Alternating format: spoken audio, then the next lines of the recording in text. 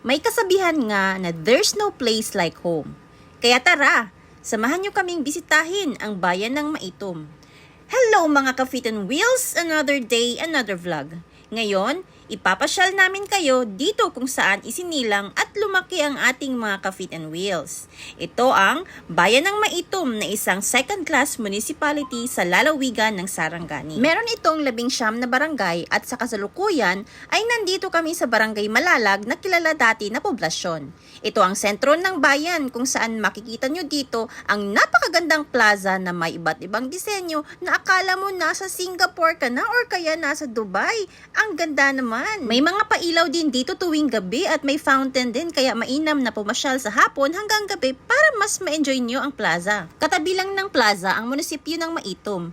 May museum daw sa loob kung saan makikita ang mga cultural artifacts. Sayang nga lang dahil araw ng linggo ng aming pagbisita kaya sarado ang munisipyo. Kaya try natin bisitahin next time. Karamihan sa populasyon dito ay mga Ilocano. Makikita nyo sa kasalukuyan ang malaking gymnasium ng bayan.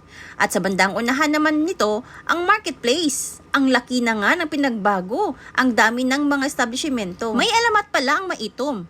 Ang sabi, ang Maitom daw ay tumutukoy sa mga itim na bato sa ilog ng Saob. Ito nga pala ang tulay ng Saob. At sa ilalim nito ay isang ilog. Baka ito yung tinutukoy ng alamat. Pinaniniwalaan na ang mga bato sa ilog ay naging itim daw habang tumatakas ang katutubong prinsesa at ang kanyang mandirigma na kasintahan dahil tutol ang kanyang ama sa kanilang kasal. Wow! Ayan, dagdag kaalaman. Kaya pala Maitom ang pangalan ng bayan. May nalaman pa ako.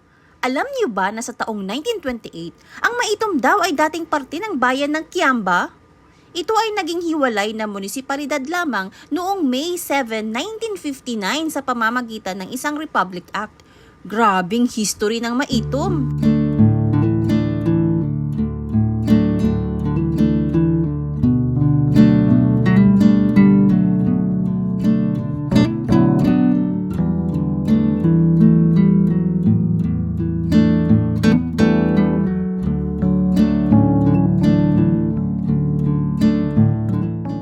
Makikita nyo sa video ngayon ang isang malaking oval ng Malalag Central Elementary School kung saan ginaganap ang iba't ibang sports activities.